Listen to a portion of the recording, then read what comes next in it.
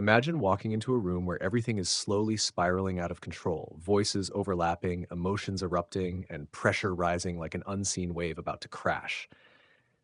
In that moment, most people get pulled into reaction, becoming defensive, placing blame, or trying to win.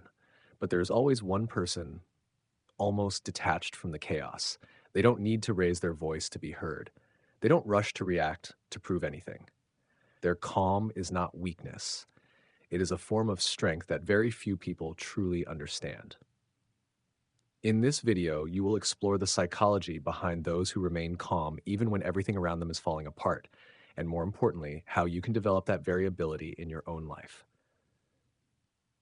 If you want to understand emotional control on a deeper level, elevate your thinking and stop being swept away by psychological storms, make sure to subscribe to the channel and watch until the end, because the most valuable part may come when you least expect it. From the foundation we have just explored, the small pause between stimulus and response, the story of calm does not end with biology or neural reflexes. It opens into a deeper layer where awareness, experience, and philosophy begin to shape how a person shows up in a constantly shifting world. Those who remain calm rarely see emotions as the enemy. They understand that emotions are not a problem to eliminate, but signals to be understood. When anger arises, they do not rush to suppress it, nor do they let it explode. Instead, they observe it as a current flowing through the mind, with a beginning, a peak, and eventually a fading away. It is this ability to stand outside of emotion while still clearly recognizing its presence that creates a kind of inner freedom many people have never experienced. This leads to a truth that is rarely mentioned.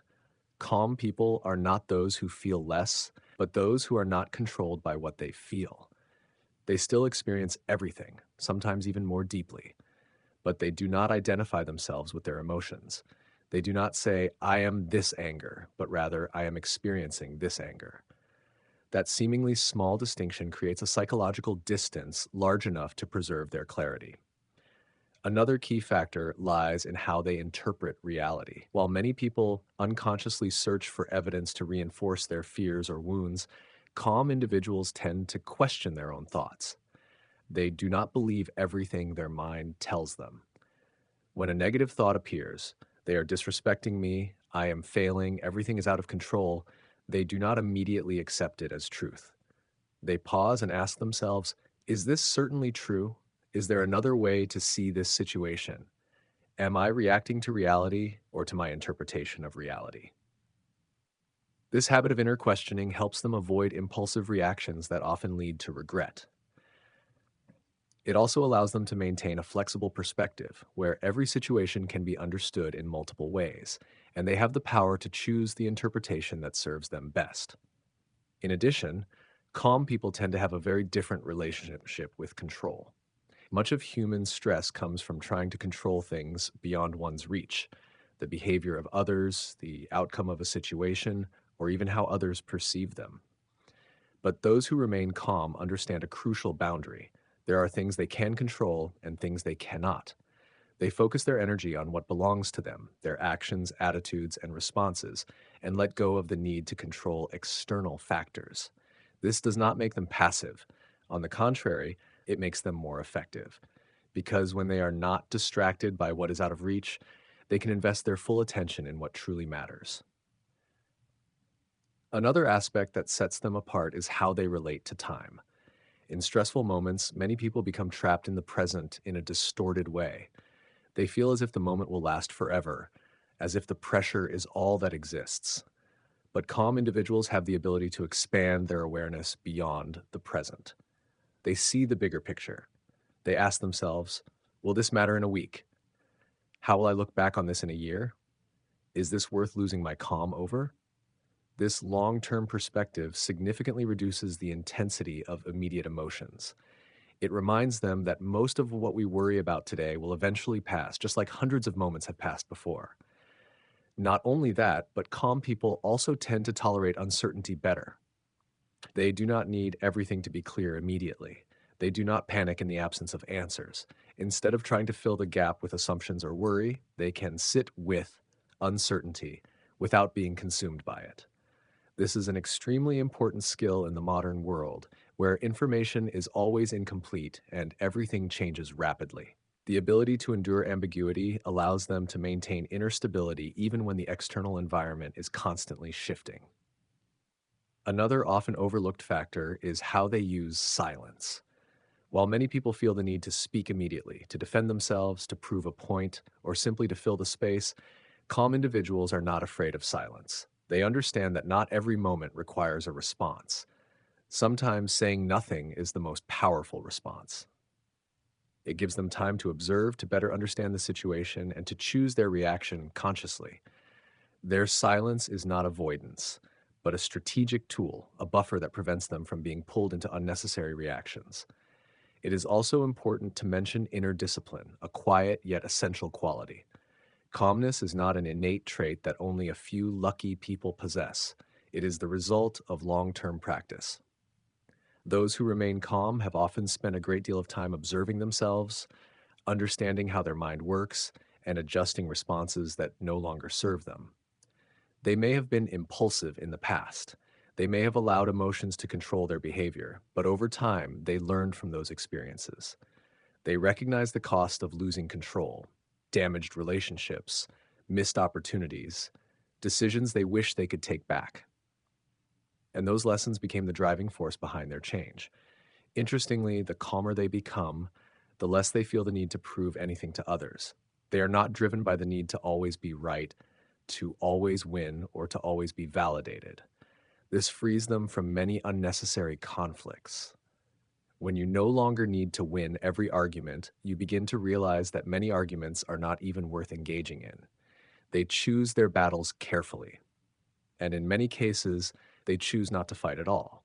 Not because they are weak, but because they understand that their energy is more valuable than that. Finally, what creates the deepest difference may lie in a foundational belief, the belief that they can handle whatever happens, no matter what it is. This belief is not blind optimism. It is built from experience, from having faced difficulties and overcome them. When you believe you can face challenges, you no longer feel the need to react in panic. You can allow yourself to slow down, think, and choose. And it is within those conscious choices that true calm is formed. So when you see someone remain calm in the midst of chaos, remember that you are not just witnessing a moment. You are seeing the result of hundreds, even thousands of moments before it. Moments when they chose to pause instead of react, to think instead of explode, to understand instead of judge. Calmness is not the absence of storms. It is the ability to stand firm within the storm without losing yourself. And most importantly, it is not a distant ability reserved for a few. It is a skill that anyone can begin to develop, starting from this very moment within their own life. From the point we have just touched, the boundary between what you can control and what you cannot, a profound shift begins to take place in how a person experiences life.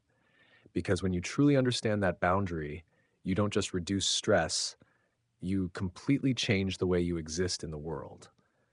Most people don't realize that much of their mental energy is being drained into invisible battles, battles they can never win. They try to control how others perceive them. They try to ensure everything goes according to plan. They try to avoid every mistake, every rejection, every uncomfortable situation. But the more they try to control, the more powerless they feel.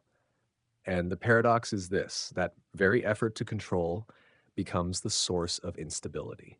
Calm individuals see the world differently.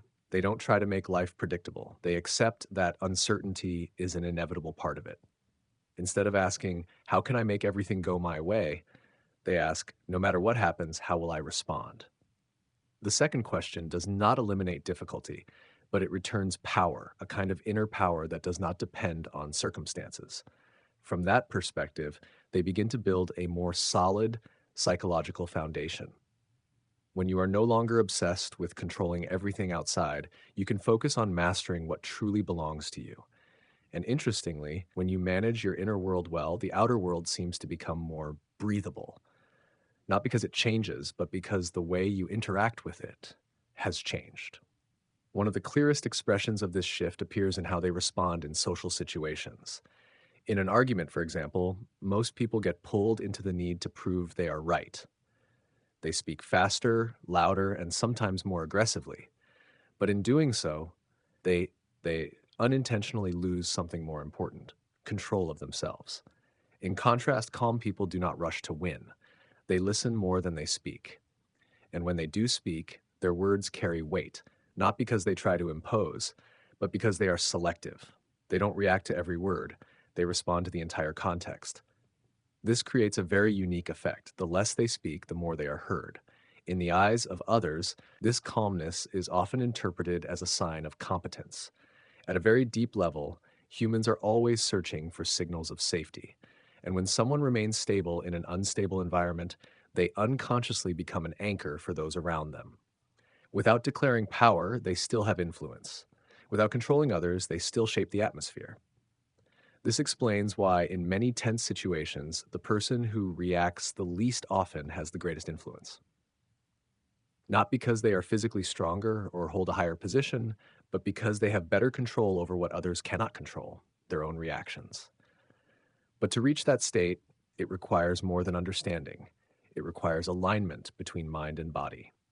Because calmness is not only a cognitive process, it is a physiological state. When pressure arises, the human body reacts almost instantly. Heart rate increases, breathing becomes shallow, muscles tense. These are natural responses programmed to help us survive. But in the modern world, the threats we face often do not require physical action.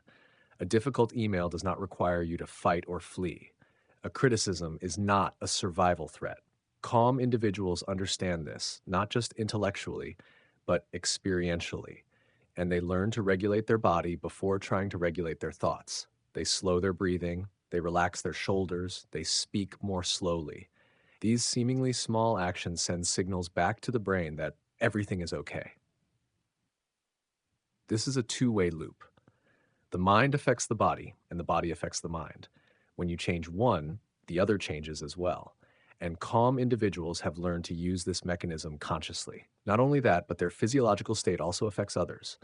Emotions, as you've seen, are contagious. When one person panics, they can cause an entire group to lose control. But when one person remains calm, they can soothe an entire room.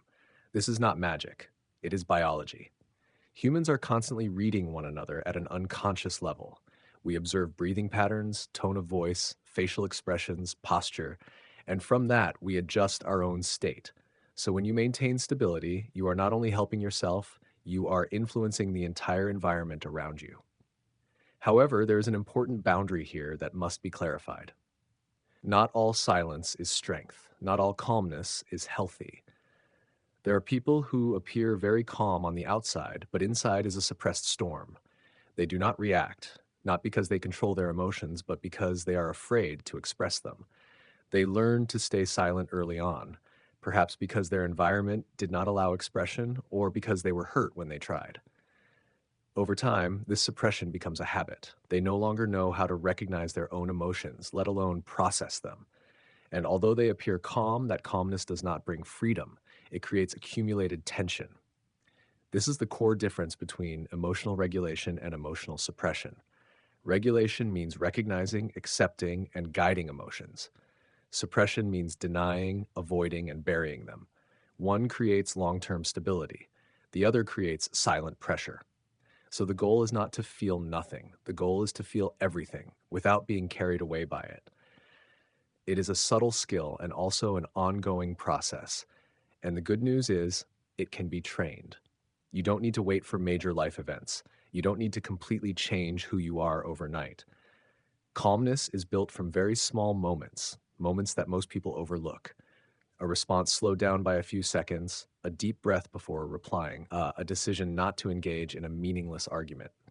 These small actions, when repeated enough, begin to create big changes. At first, it may feel unnatural. You may still feel anger rising, still want to react immediately. But as long as you create a pause, even just for a moment, you have already begun to change how your brain works. Over time, that pause becomes easier. Reactions become more conscious. And before you realize it, you are no longer swept away by emotional storms like before. Interestingly, as you become calmer, you also become freer. Free from the need to react, free from the pressure to control everything, free from unnecessary conflicts. And from that state of freedom, you begin to live differently, not by avoiding life, but by facing it with greater steadiness, not by eliminating difficulty, but by not allowing difficulty to take away your balance. So when you think about calmness, I don't think of it as something distant or an innate trait. Think of it as a skill that can be built step by step. And everything can begin with something very simple. The next time you feel yourself about to react, pause. You don't have to be perfect. You don't have to control everything. Just create a moment of stillness. Because in that stillness, you are not just changing your reaction, you are beginning to change yourself.